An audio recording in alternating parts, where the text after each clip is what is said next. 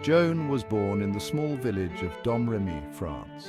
Nestled in the northeastern part of the country, Domremy was a picturesque village with rolling hills and a serene river flowing through it. The village was known for its rustic charm and medieval architecture, which stood as a testament to its rich history. It was the year 1412. The world was a very different place back then, with kingdoms and empires constantly at war, and life was often harsh and unforgiving. The medieval period was marked by its own unique challenges and struggles. The 100 Years' War raged on. This prolonged conflict between England and France had already spanned several decades, bringing devastation and suffering to countless people. The war was characterized by brutal battles, shifting alliances, and a relentless struggle for power and territory. England and France had been fighting for a long time. The war had deep-rooted causes, including disputes over territorial claims and the right to the French throne. Both nations were determined to assert their dominance, leading to a seemingly endless cycle of violence and bloodshed. It was a terrible and bloody time. Villages were often caught in the crossfire, leaving behind a trail of destruction and despair. The aftermath of battles was grim, with wounded soldiers and civilians alike struggling to survive amidst the chaos. Joan was a pious girl. From a young age, she displayed a deep sense of spirituality and devotion. She would often be found in the village church, praying fervently and seeking solace in her faith. She worked hard in the fields. She prayed often. Life in Domremy was not easy, and everyone had to contribute to the community's survival. Joan's days were filled with laborious tasks, but she never wavered in her commitment to her beliefs. Life was difficult, but she had faith. Despite the hardships, Joan's unwavering faith provided her with strength and hope. The villagers of Domremy shared a strong sense of community, supporting each other through thick and thin. She believed in God and the saints. Joan's faith was deeply rooted in the teachings of the church, and she often sought guidance from the saints. Her spiritual convictions would later play a crucial role in her extraordinary journey. She was a good and kind girl. Joan's compassion and kindness were evident to all who knew her. She was always willing to lend a helping hand to those in need, earning the love and respect of her fellow villagers. Little did she know that her life was about to change. As she gazed at the horizon, Joan could not have imagined the incredible destiny that awaited her. Her humble beginnings in Domremy were just the start of an extraordinary tale. She would become a legend. Joan's journey from a simple village girl to a revered leader and warrior is one of the most remarkable stories in history. Her courage and determination would inspire generations to come. Her name would be remembered forever. Joan of Arc. Today, Joan of Arc stands as a symbol of bravery and faith. Her legacy endures in the hearts and minds of people around the world, a testament to the power of conviction and the human spirit. When Joan was 13, something extraordinary happened. It was a moment that would change her life forever and alter the course of history.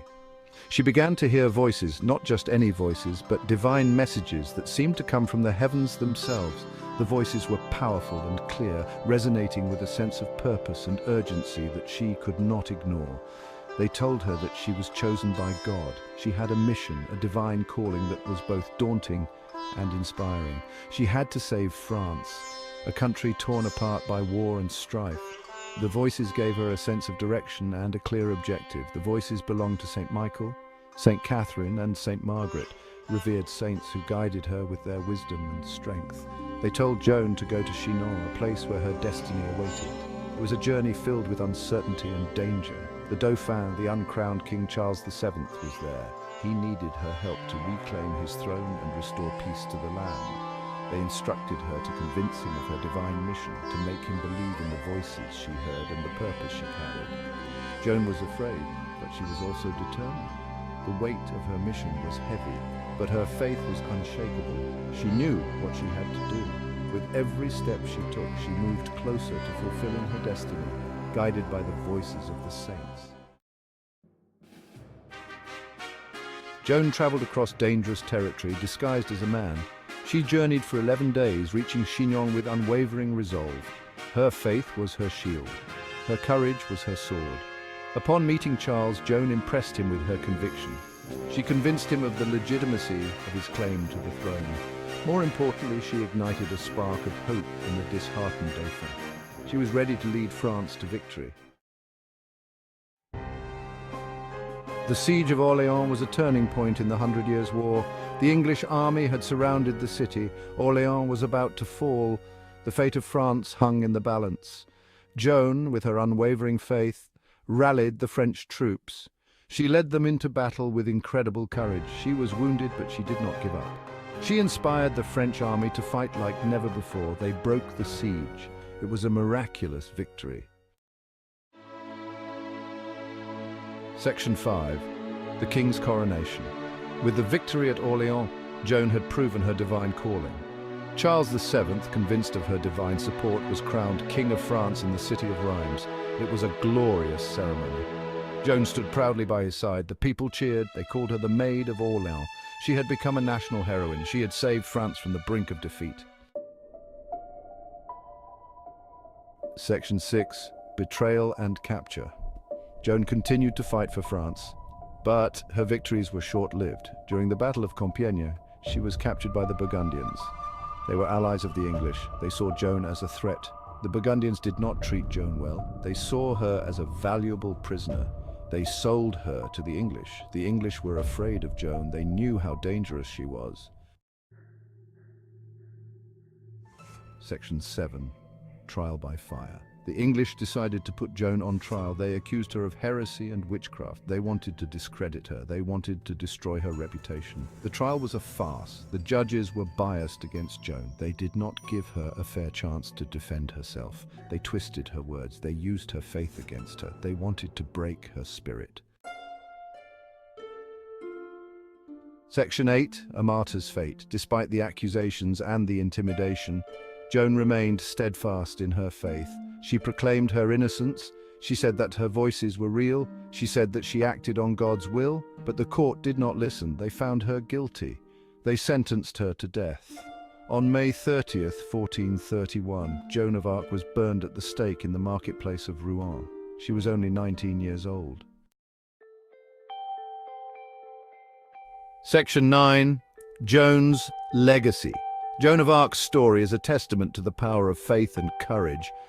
Born in 1412 in the small village of Domremy, Joan was a simple peasant girl who believed she was chosen by God to lead France to victory. She was a simple peasant girl who answered a divine call. At the tender age of 13, she began to hear voices she believed were sent by God, urging her to support Charles VII and help rid France of English domination. She rose to become a military leader and a national heroine. Despite her humble beginnings, Joan's unwavering faith and determination led her to convince Charles VII to allow her to lead an army to the besieged city of Orléans. She saved France from its enemies.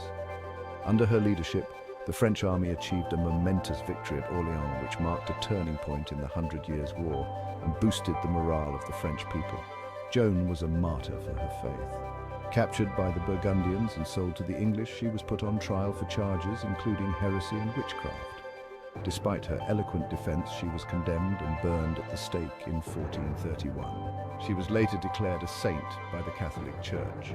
In 1920, nearly 500 years after her death, Joan was canonized, recognizing her as a martyr and a symbol of unwavering faith. Her story continues to inspire people around the world. From literature and art to modern-day films and educational curriculums, Joan's legacy lives on, reminding us of the power of conviction and the impact one individual can have on history. She is a symbol of hope, courage, and unwavering belief. Joan of Arc's life and legacy continue to resonate, serving as a beacon of inspiration for those who dare to dream and stand up for their beliefs, no matter the odds.